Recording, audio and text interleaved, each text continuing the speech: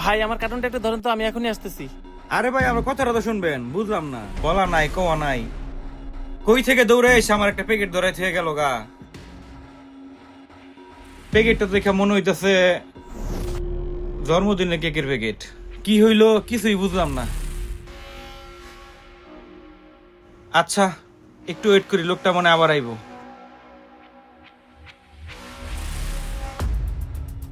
কি ব্যাপার, 3 ঘন্টা হয়ে গেল, লোকটা এখন আইলো না।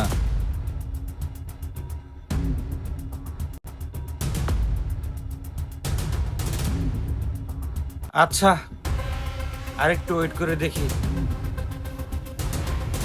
ভাই ওই যে দেখো মুরগি দাঁড়ায় আছে।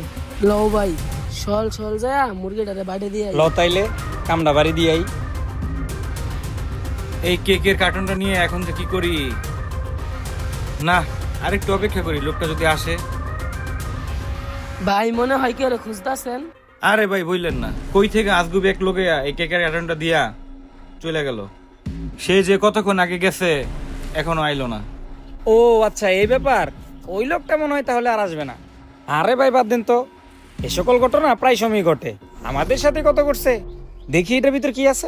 আরে ভাই আপনি এটা বিনা হাত দিতেছেন কেন? এটা তার একজনের আমানত। আরে ভাই আপনি এভাবে টান দিতেছেন কেন? দেখি ব্যাগের ভিতরে কি আছে।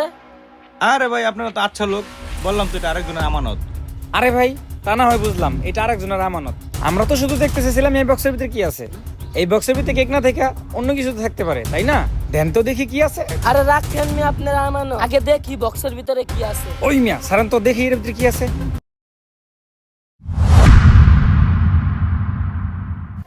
আরে ভাই এতগুলো টাকা, চলেন তিনজনে মিলে ভাগ করে লয়ে এলাম। হ ভাই আসেন, আমরা তিনজনে মিলে টাকাগুলো ভাগ করে নিই। আসেন ভাই আরে আসেন। ভাই ছাড়েন তো, আপনারা কি করতেছেন? বললাম না এটা আরেকজনের আমানত।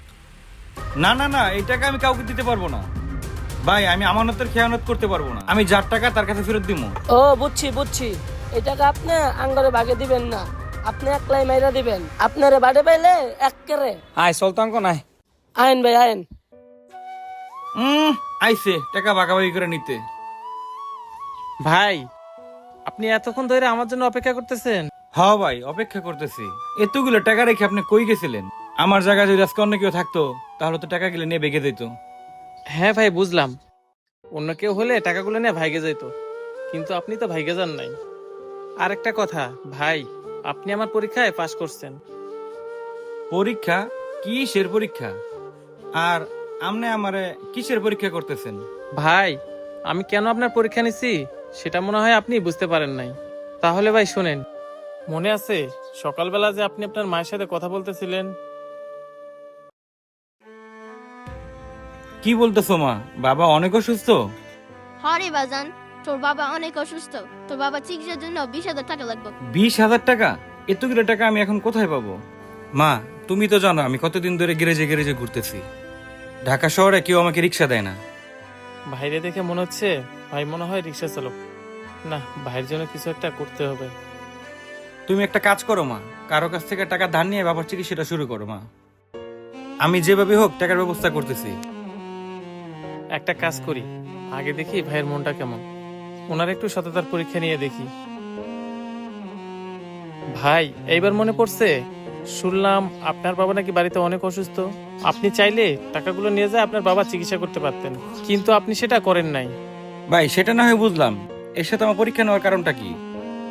ভাই আমার পরীক্ষা নেওয়ার কারণ কি তাহলে শোনেন। আমার একটা রিক্সার গ্যারেজ আছে, আমি ওইখানে অনেক মানুষের রিক্সা দিয়েছিলাম ভাড়ায় চালাইতে, কিন্তু ওরা 2 দিন যাইতে না যাইতেই রিক্সা বিক্রি করে পালায়া যায়। এই জন্য আমার একটা সৎ মানুষ দরকার যে আমার রিক্সা নিয়ে পালাবে না। সকালবেলা আপনি যখন আপনার মায়ের সাথে কথা বলতেছিলেন তখন আপনি বলতেছিলেন আপনার নাকি একটা রিক্সার প্রয়োজন, কিন্তু কোথাও রিক্সা পাচ্ছেন না, তাই আমি আপনার সততার পরীক্ষা নিচ্ছি। আর সত্যি কথা বলতে কি ভাই, এখন আমি যাকে রিক্সা দেবো তাকে একটু যাচাই বাছাই করেই দিব। আর আমারও একজন সৎ লোকের প্রয়োজন ছিল যে কিনা আমানতের খেয়ানত করবে না, আর আমি আপনার ভিতর সেটা পাইছি। আর আপনি এখন বলেন ভাই, আপনি কি আমার গ্যারেজের গাড়ি চালাবেন?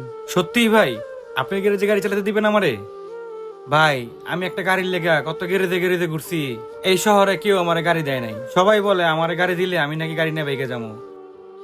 ভাই কে কি বললো সেটা আমি দেখবো না, আপনি এখন থেকে আমার গ্যারেজের গাড়ি চালাবেন। আর ভাই কালকে সকালবেলা এই পাম্পের পাশে একটা গ্যারেজ আছে, ওই গ্যারেজে চলে আসবেন। আপনি তাহলে থাকেন, আমি এখন আসি। এই যে ভাই শোনেন। জি ভাই, কিছু বলবেন? ভাই এই যে আপনার টাকাগুলো। ভাই, আপনি এই টাকাগুলো রাইখা দেন। মনে করেন আপনার সততার পুরস্কার হিসেবে এই টাকাগুলো আমি আপনাকে দিলাম। আর আপনি বললেন না আপনার বাবা অনেক অসুস্থ, আপনার বাবা চিকিৎসার জন্য টাকা লাগবে, এই টাকাগুলো দিয়ে আপনি আপনার বাবা চিকিৎসা করেন। আর আপনি কিন্তু সময় মতো পাশের গ্যারেজে চলে আসবেন। তাহলে এই টাকাগুলো দিয়ে আপনার বাবা চিকিৎসা করেন, আর আমি এখন আসি। তো বন্ধুরা, মানুষকে সাহায্য করতে চাইলে অনেকভাবেই সাহায্য করা যায়। আমাদের ভিডিওটি ভালো লাগলে বেশি বেশি লাইক, কমেন্ট এবং শেয়ার করে দিবেন। ধন্যবাদ।